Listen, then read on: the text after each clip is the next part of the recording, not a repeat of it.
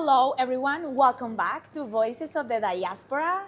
Here right now, I'm with the amazing CEO and founder of the festival.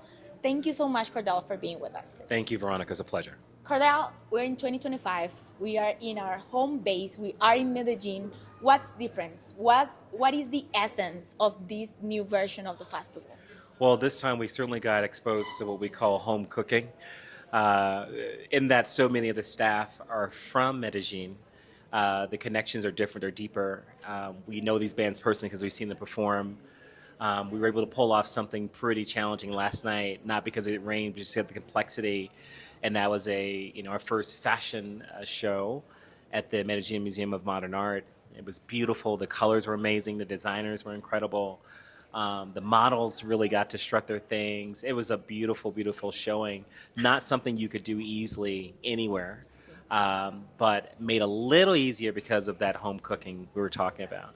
And so we really turned the festival into a platform of other things. There's probably 4 or 5 contiguous or concurrent things happening during the festival all in one spot. And so we're growing and maturing in ways that are fun and sometimes very challenging.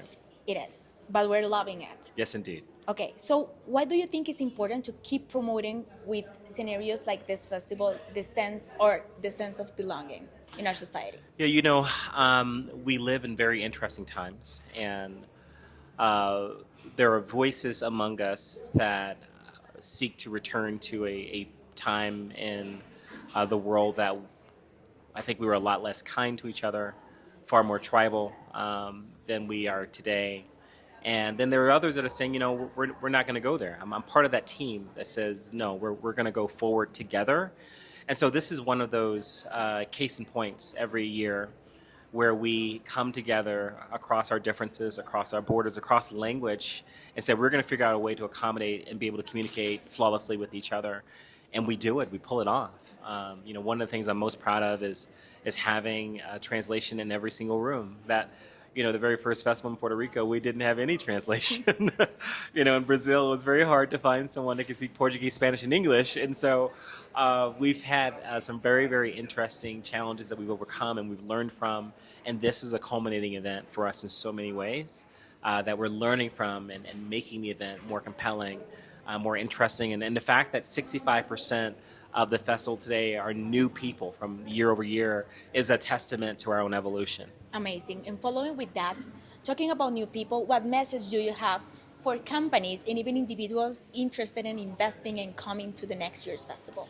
I don't think we get to this next place in our democratic republic, I'm speaking specifically of the U.S., without doing what other older nations have done. We're 249 years old, and what we haven't done very well is have these national conversations in a respectful, civilized manner. It's typically one group pushing another group around. Saying, no, let us all let's make room for each other at the table and have this conversation, because regardless of what we call it, what we're after is a sense of belonging. Agree. Okay, that's what we're after. Agree. What is my tribe? And so I always say your tribe is here, and your tribe looks a little different than the ones you're used to seeing. These are people that you may not have ever met, but for this one single event you have in common.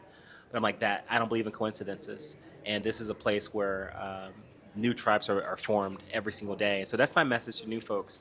Come here. We got your tribe. Your tribe is here. Trust me.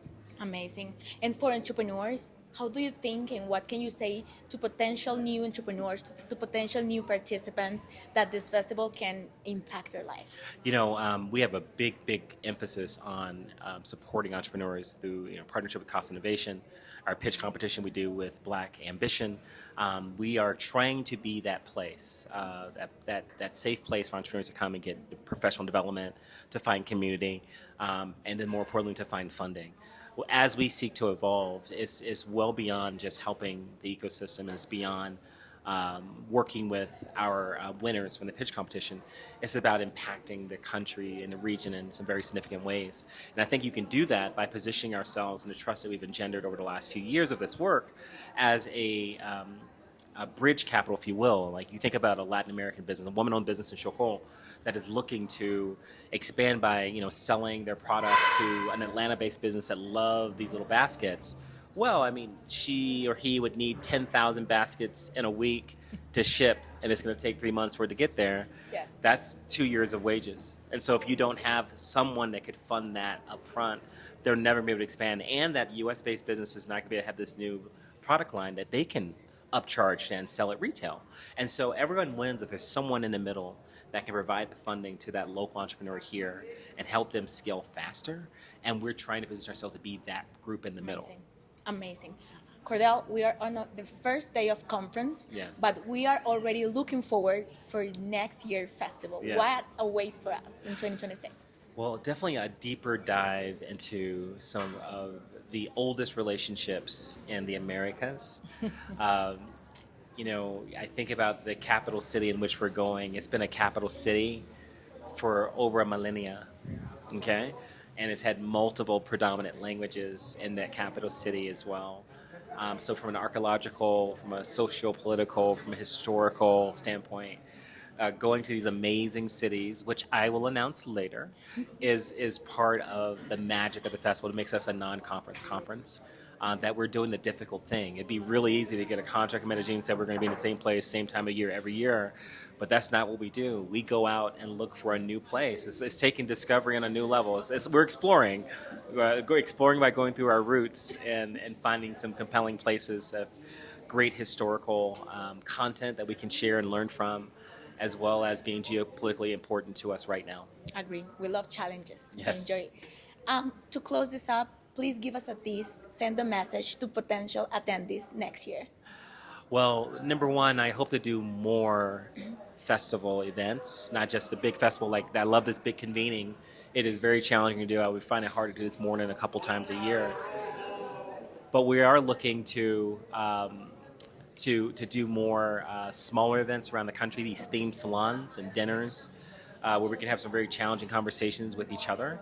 Also, these pop-up events, for instance, in Kenya, Nairobi, Kenya, we're looking to bring an AI-focused dialogue called the Festival Dialogue.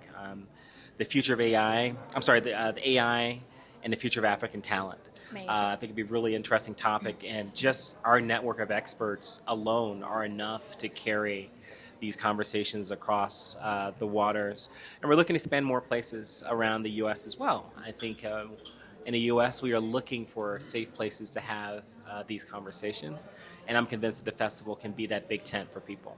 Amazing. Thank you so much, Thank Cordell. you. See Thank you, you. everyone, in 2026. Yes.